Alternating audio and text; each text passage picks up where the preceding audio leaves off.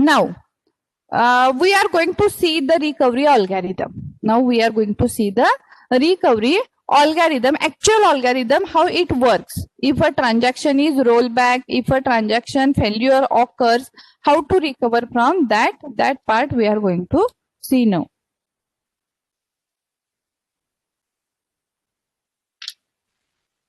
Okay. Now see,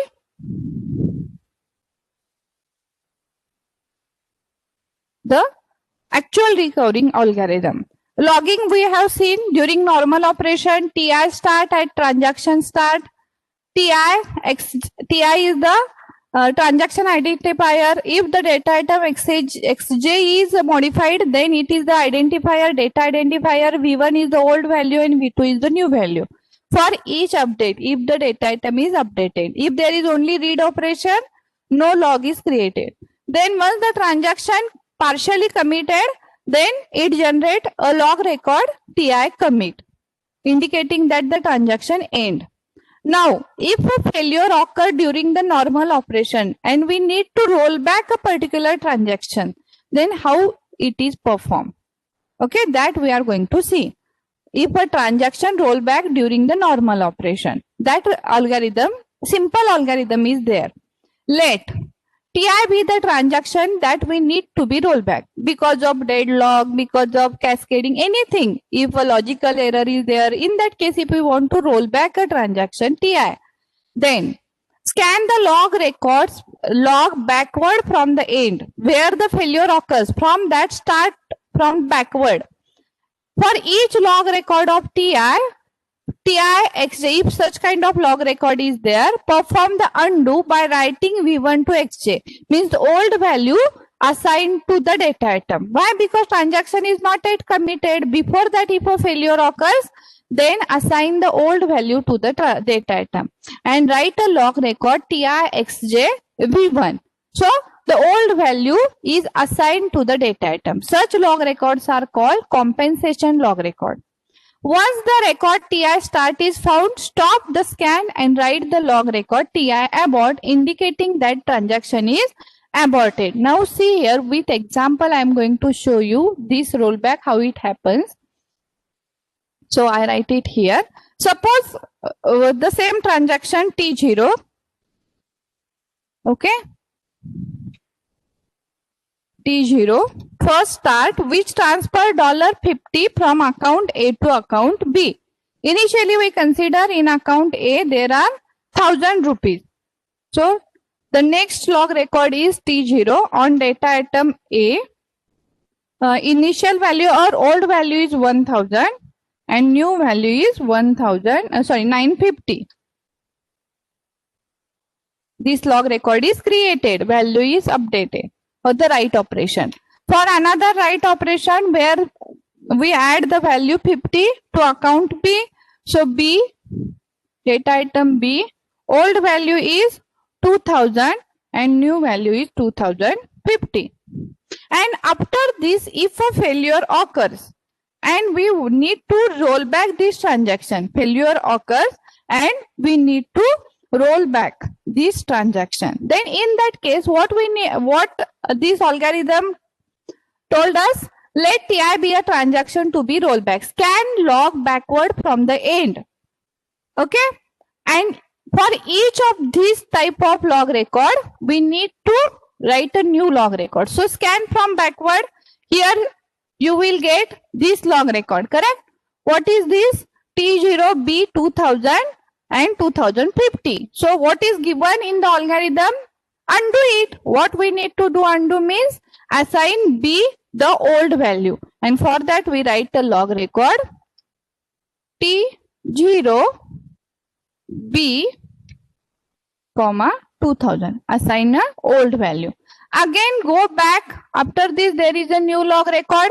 So this one T0A 1000, 9000. For that again undo, assign A the old value T0A, old value is 1000. Then again scan backward as it is given. Once backward what 1000, this one. After that there is T0 start. Once we got T0 start found, stop scan and write a log record T0 abort. T0 abort means the transaction T0 is aborted. Is it clear to everyone? The transaction rollback algorithm, it's very simple. So whenever you get such kind of log records, then and the transaction failure occurs, we need to roll back, undo the updates. So here first B data item is update, undo, assign a old value 2000, for A assign a old value 1000 and indicate that the transaction T0 is aborted. So it's a very simple, I think it is clear to everyone. Now the next, recovery from failure after a system crash. See, if a transaction failure is there, in a normal operation, transaction rollback is there. But if a system crash occurs, then how to recover from this failure?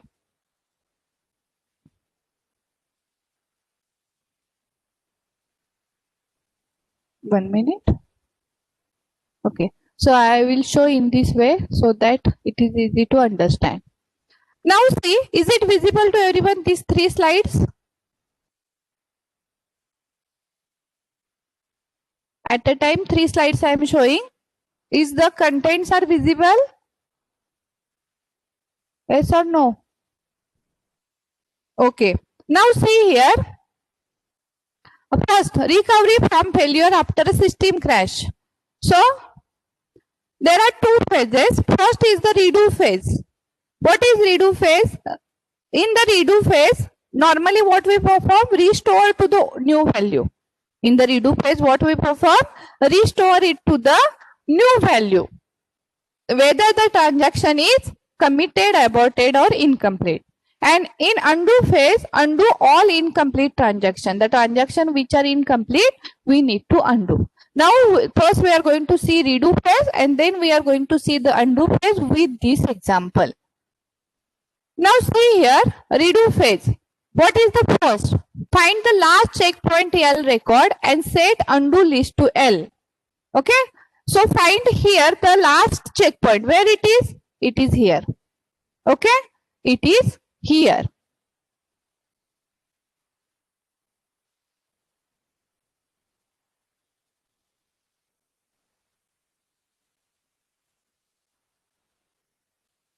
Okay.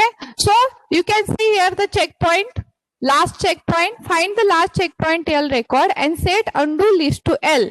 So what is undo list here? L is equal to T0 and T1 as per this example. What is L? T0 and T1.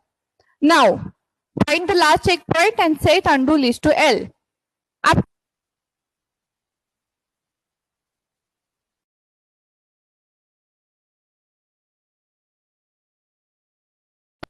Pooja Patil madam.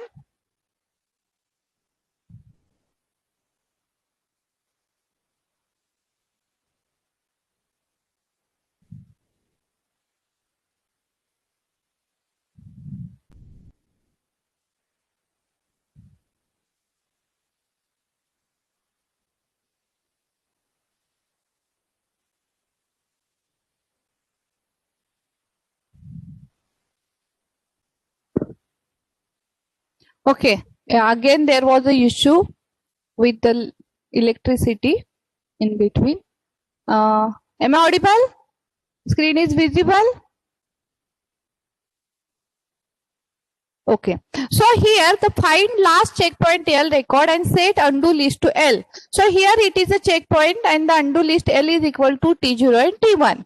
Next, scan forward from the checkpoint. Okay, scan forward from the checkpoint. What we need to do here, according to this algorithm, whenever a record TIXJV1 V2 or TIXJV2 means if it is an immediate or deferred database modification, redo it by writing V2 to XJ. Means what? New value is assigned to the data item. Why? Because it is a redo phase and that's why new value is assigned to the data items. So start from here, from this checkpoint, go forward. What is here? We get a new. Okay, here we get a new record, log record T0C700. So according to this, redo it by writing V2 to XJ. So assign a new value to XJ. So here what value is assigned to C? The value of C is equal to 600, the new value. Okay, value of C is equal to 600, that is new value. Next, whenever a log record TI start is found, add it to undo list. Add it here. Whenever a log record TI commit or TI abort is found, remove it from undo list. Now, this log record is completed here. Okay, this log record is completed here. Assign a new value. Then next, T1 commit is there. If we got a commit or abort, remove it from the undo list. So, T1 commit is there, means T1 is completed here. So, remove it from undo list. Remove it from the undo list. Next, go for the next. If start is there, if TI start is there, add it into the undo list. Now, in this log record, what we get here? Now, the transaction T2 is started. So, add it into the undo list. We need to add it here. Comma T2. Now, undo list, there are two transactions T0 and T2. Okay.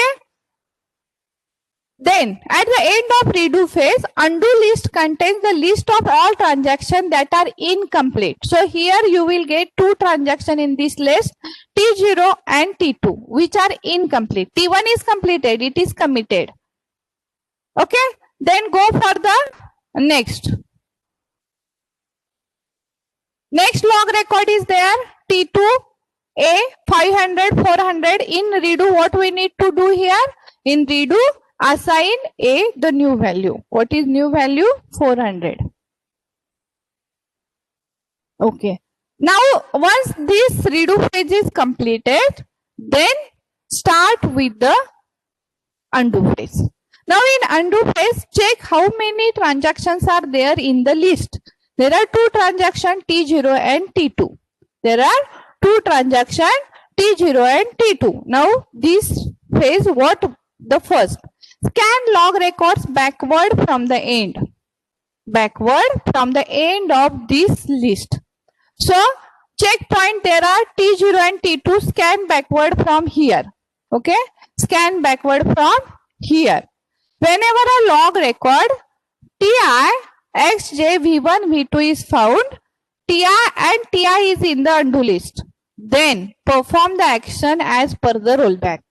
Perform undo by writing V1 to XJ. Why we need to do here undo? Because this T0 and T2 is not committed, and that's why we need to do for undo. So go backward. Here you got a new log record or this kind of log record T0B2000. So for that, write a new log record TIXJ-V1. V1 is the old value. So write a new log record T0B2000.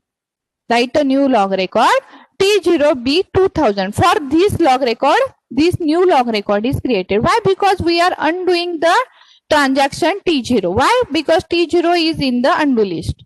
So scan backward. Here we get this log record. Then do for this, write a new log record. Then once we got a start, whenever a log record TI start is found and TI is in undo list. Here we got T0 start and it is in the undo list. Correct? T0. It is already removed. So not necessary to see this kind of log because it is already removed from the undo list.